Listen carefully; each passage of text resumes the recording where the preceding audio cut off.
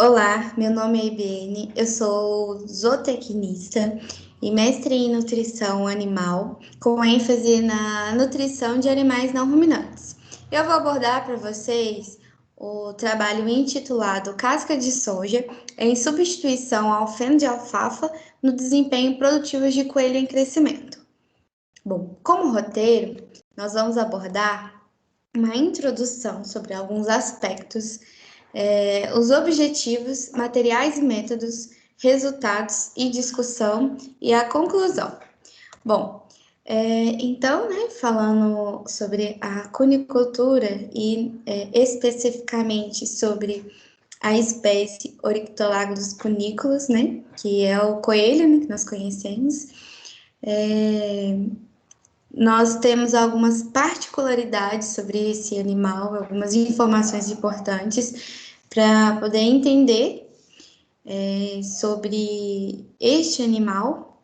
É um animal herbívoro e na sua alimentação, né, no seu sistema digestivo, ele possui a fermentação pós-gástrica, tem um seco funcional, com uma funcionabilidade, né, que é de fermentação microbiana, e ele participa de um processo chamado secotrofia, que eu também vou abordar para vocês com mais detalhes daqui a pouco.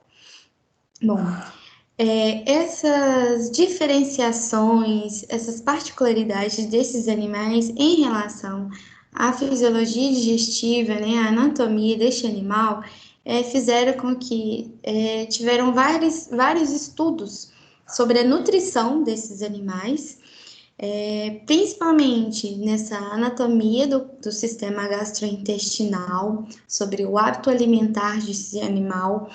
Então, com essas pesquisas, o sistema de produção ele foi melhorando, ele foi aprimorando com o intuito de favorecer essas características para que o animal fique mais à vontade, que o animal fique mais susceptível à produção, à produtividade, para que ela seja rentável, não tenha nenhum estresse, não tenha tendo nenhuma modificação nesse processo produtivo.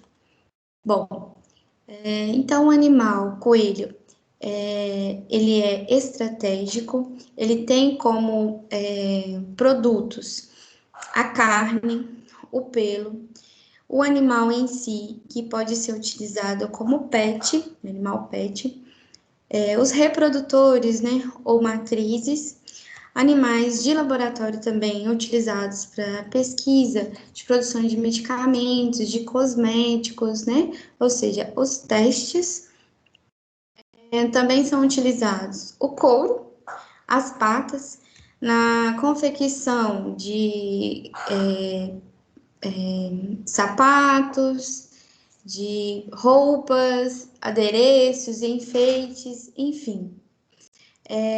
O cérebro tem um agente principal, a tromboplastina, a urina como fixador de perfume, e as fezes, que também são muito utilizadas devido ao seu melhor potencial na fixação de nitrogênio no solo. Então, as fezes de coelho também são muito utilizadas como, né, um adubo. Bom, sobre o sistema de produção animal, sabemos que nós temos que aprimorar as nossas alternativas, ou seja, essa aprimoração devido aos conhecimentos que nós adquirimos, as informações que temos, para que tudo se junte para formar a produtividade. E essa produtividade ela tem que ser rentável, para ter uma rentabilidade do nosso sistema, para não ocorrer prejuízos, né? Bom, e a nutrição, ela tem um aspecto importante, porque através dela nós podemos conhecer os alimentos, conhecer o valor nutricional, quanto que determinado alimento contribui para este animal, quanto que contribui para a produtividade e todas as relações entre os processos metabólicos, ou seja, desde a digestão até a absorção desses nutrientes no organismo animal. E a conversão alimentar, né? Sendo que nós podemos inferir o quanto aquele alimento vai contribuir positivamente ou negativamente para a produção, a produtividade deste animal. Então, o animal coelho, ele tem algumas particularidades importantes visando neste aspecto, né, nutricional. Eles são animais adaptados na ingestão de alimentos ricos em fibras, que nas dietas de coelho pode chegar de 30 a 40% de fonte fibrosa. E por que essa inclusão? Essa inclusão ela é importante porque eles são animais de baixo peristaltismo. E o que é isso? Seria o movimento que o alimento faz desde a entrada no esôfago até a saída pelo ânus, ou seja, no sistema gastrointestinal. E o estômago destes animais, eles não têm movimento, então ele precisa ser praticamente empurrado para dar seguimento, né, no sistema digestivo. E as fibras, elas contribuem para isso. Além de que é um animal não ruminante, com seco desenvolvido, que é uma câmara fermentativa, né, de fermentação microbiana, que com pH adequado, temperatura adequada e sem a ausência de oxigênio, consegue fermentar o material que passa por lá. Então, na junção ilho-secal, as partículas finas, elas são disponibilizadas, então, para poder formar o secotrofo, que seria as junções, formando como se fossem umas fezes moles. E as partículas grossas, grosseiras, elas são disponibilizadas na formação das fezes, conhecidas como fezes duras, que é o que normalmente a gente vê que é utilizado como o adubo que eu tinha falado anteriormente. Então, qual que é a importância dessa secotrofia, né? Qual que é o papel dessa secotrofia? Por que esse animal faz a secotrofia?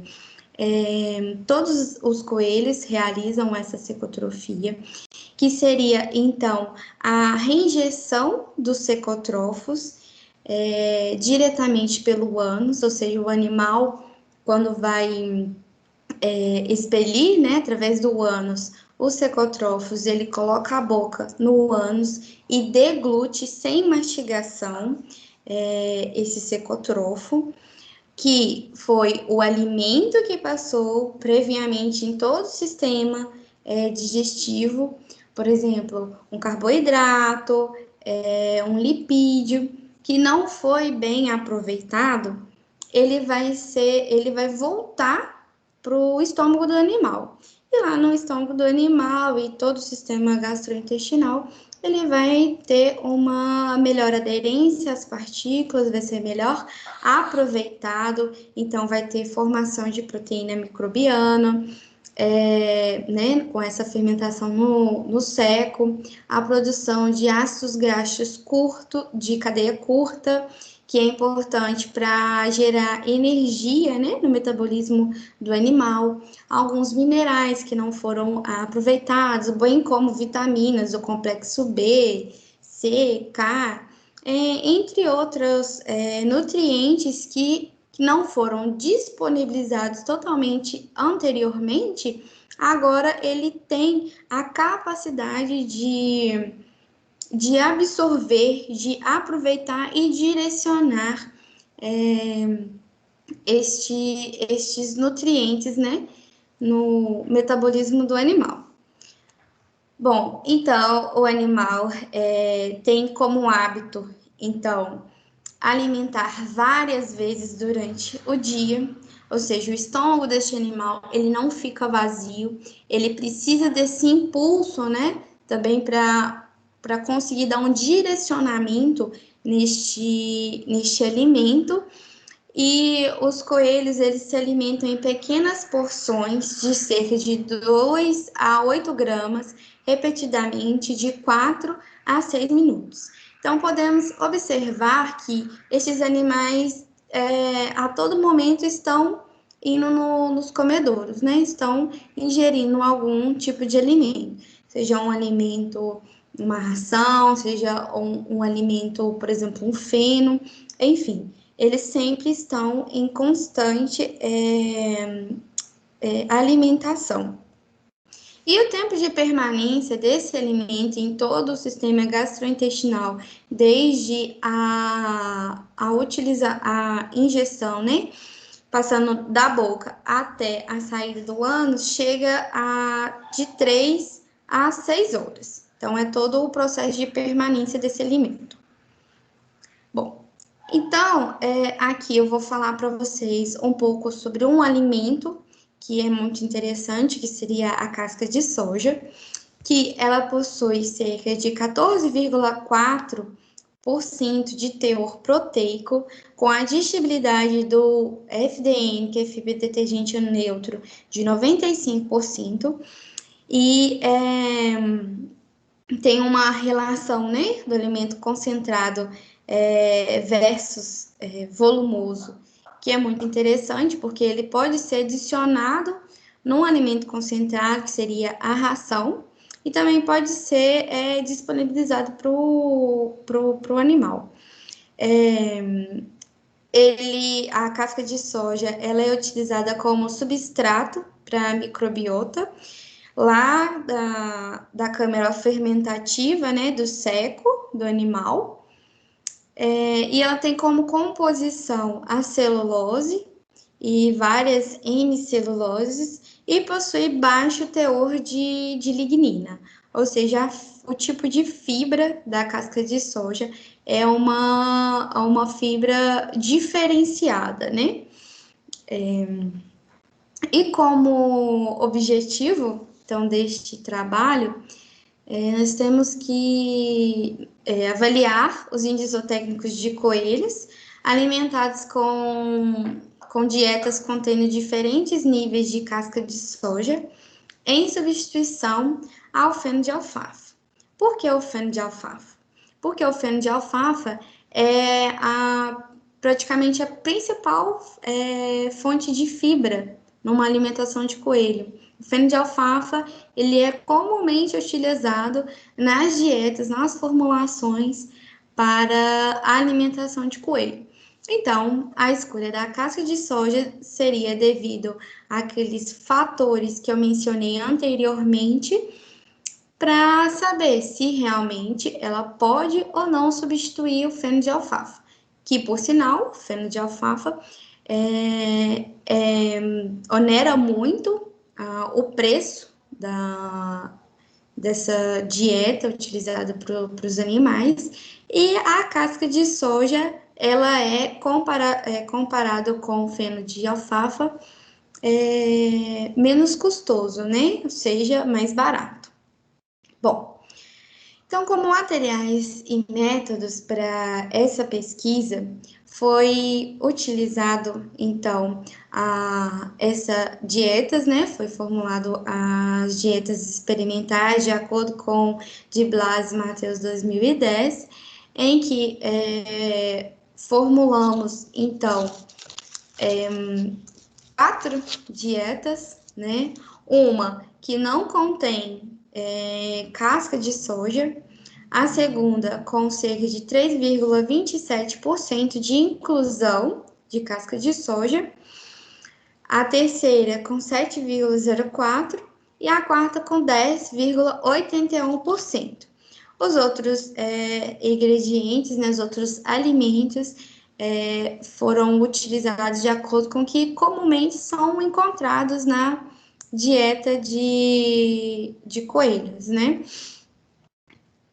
É uma continuação e informando as quantidades encontradas nas análises bromatológicas desses alimentos, né, dessas dietas, Então, aqui inferindo as quantidades de amido, de cálcio, de energia digestiva, todos encontrados, né, para essa dieta utilizada. Nós devemos saber todos os procedimentos, todas as matérias-primas, para que, né, no final da nossa pesquisa, a gente possa saber. E se caso tiver algo que não está adequado, antes de começar a experimentação, ainda dá tempo de recorrer e de fazer alterações. Por isso, a gente faz essas análises anteriormente.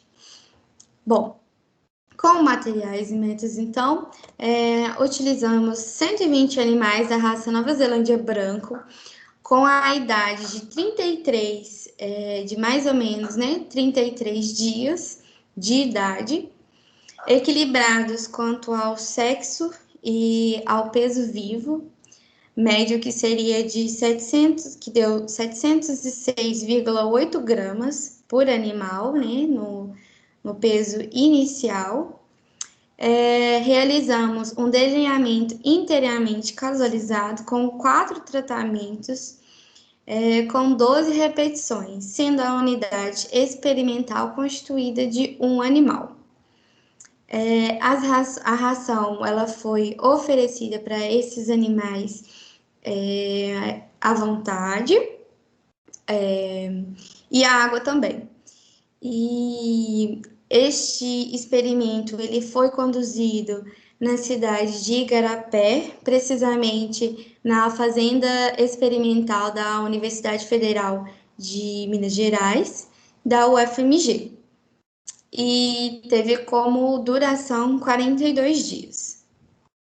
Bom, como resultado, então, dessa pesquisa, em relação às avaliações de ganho de peso, de consumo alimentar e de conversão alimentar, temos essa tabela 2, onde temos mencionados os 4 tratamentos utilizados, que seria as inclusões crescentes de casca de soja em substituição ao feno de alfafa, né? E nós temos aqui também o peso vivo desses animais com 30 dias, que seria o inicial, né? Com 51 dias de idade, que seria o mediano, e ao final, que seria no peso de abate, que seria 72 dias de idade. Temos também aqui uma subdivisão do ganho de peso diário, que seria de 30 a 51 dias, e depois o segundo período, que seria de 51 a 72 dias. E logo abaixo temos o período total, que é onde nós vamos dar ênfase neste experimento, que seria o ganho de peso diário, né, grama por dia, que podemos observar que estatisticamente, tanto para o ganho de peso, o consumo médio diário e a conversão alimentar, não deu diferença estatística. Ou seja, as inclusões de uma dieta que não tem nada de casca de soja para uma dieta que tem valores maiores de inclusão de casca de soja em substituição à alfafa, não teve diferença significativa. Ou seja, não interferiu no ganho de peso, não interferiu na conversão alimentar. Então, não teve dados subestimados, né? Os dados foram igualitários. Então, podemos